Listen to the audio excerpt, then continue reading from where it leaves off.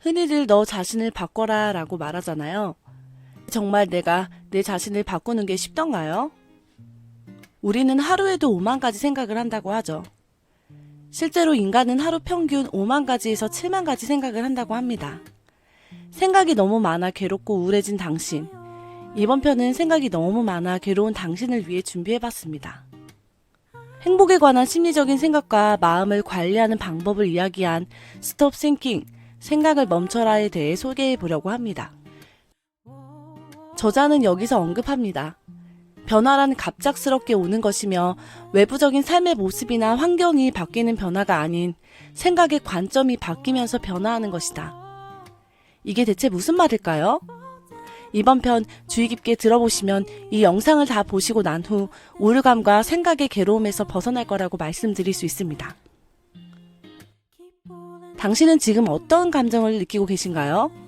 기쁨? 슬픔? 괴로움? 당신이 지금 느끼는 감정은 바로 이 순간 당신이 한 생각의 결과입니다. 당신이 어떤 생각을 하고 그것이 진실이라고 믿을 때는 언제나 그 생각에 따른 정서적인 반응인 감정을 느끼게 됩니다. 당신의 생각이 당신의 감정을 만들어낸다. 이 사실의 중요성을 이해하는 것이 중요합니다.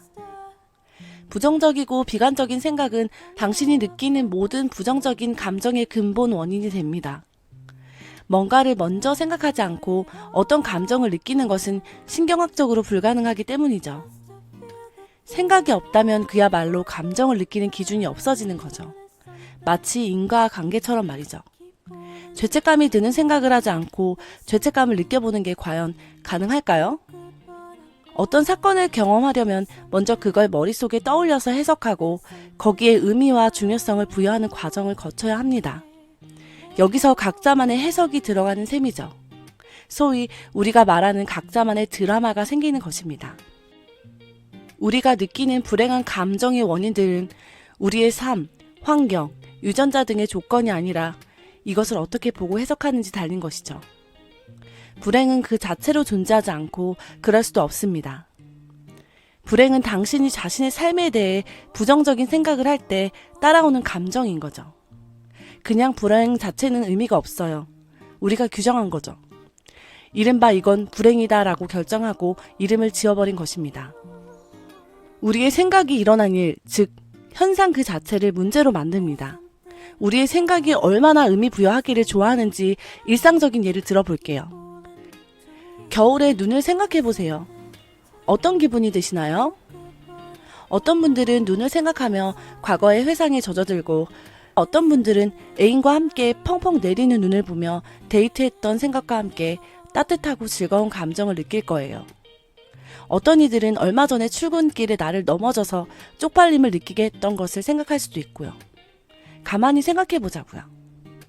이렇게 어떤 사람들에게 눈이란 크리스마스, 스키, 눈사람을 연상하며 기쁜 것으로 생각합니다. 하지만 다른 사람들에게 눈이란 질척질척한 길, 추운 날씨, 외로움처럼 불평거리로 볼 수도 있고요. 하지만 눈 자체는 아무런 의미가 부여되어 있지 않다는 사실에 주목해보세요. 눈은 중립적이고 사실 눈은 그냥 존재하며 계속 그 상태로 유지될 뿐이에요. 눈 자체는 감정도 생각도 없어요. 이미 눈이 내린다는 현상 자체가 아니라 그 현상을 보고 어떤 의미를 부여하는지에 따라 당신의 생각이 감정적인 반응을 일으키는 것이죠. 송곳을 손끝에 찌르면 아픈 것처럼 감정은 통증처럼 그냥 따라오는 거예요. 마치 뇌의 어떤 부분이 활성화되면 이런 반응이 나온다라고 프로그래밍 된 것처럼요. 우리의 생각은 현실이 아니다. 결국 이 말이 사실인 셈이죠. 외국 속담에 이런 말이 있습니다. 상황이 눈에 보이는 것처럼 나쁘지 않아. 상황이 나빠 보이는 이유는 우리의 마음이 지나간 일들을 되살릴 수 있고 다가올 일들을 마치 지금 우리 눈앞에 일어난 것처럼 볼 수 있기 때문입니다. 설상가상으로 우리의 마음은 일어난 사실적인 일에 더해 과거나 미래와 연관지어 생각해보고 거기에 추가로 드라마를 더해서 극대화할 수 있는 특수 효과도 있는 거죠. 이른바 호들갑을 떨거나 실제 상황보다 겁을 더 먹거나 두려워할 수 있다는 사실입니다. 여기서 각자의 드라마의 특수 효과라는 습관이 더해지면 눈덩이처럼 부풀려집니다. 상상 속에 일어난 일들을 몇 초 만에 수십 번씩 되돌려 생각하며 곱씹어 보는 거죠. 마치 소가 되새김질 하는 것처럼 말이죠. 이걸 통해 내가 그때 왜 그랬을까? 쪽팔리게 이제 얼굴을 어떻게 들고 다니지? 사람들이 나를 어떻게 볼까? 등 머릿속에서 다양한 영상이 돌아가고 있는 셈이죠. 일주일 전에 한 친구와의 말다툼이 실제로 1분에서 2분 정도 지속된 일이었지만 심리적인 시간 속에서 당신의 마음은 그 일을 재현하면서 확대시켜 장장 3시간 동안 혹은 평생 지속되게 만들 수 있기 때문이죠. 일주일 전에 했던 친구와의 말다툼에 들었던 말을 생각해보면서 괴로워할 수 있죠. 근데 지금 그거 일어나고 있는 현실인가요? 지금도 싸우고 있는 건가요? 당신은 지금 어디에 있나요? 과거에 있나요? 아니면 현재에 있나요? 그 친구는 지금 당신에게 했던 말 전혀 기억하지 않고 잘 자고 잘 먹고 생활합니다. 나만 생각하는 거예요.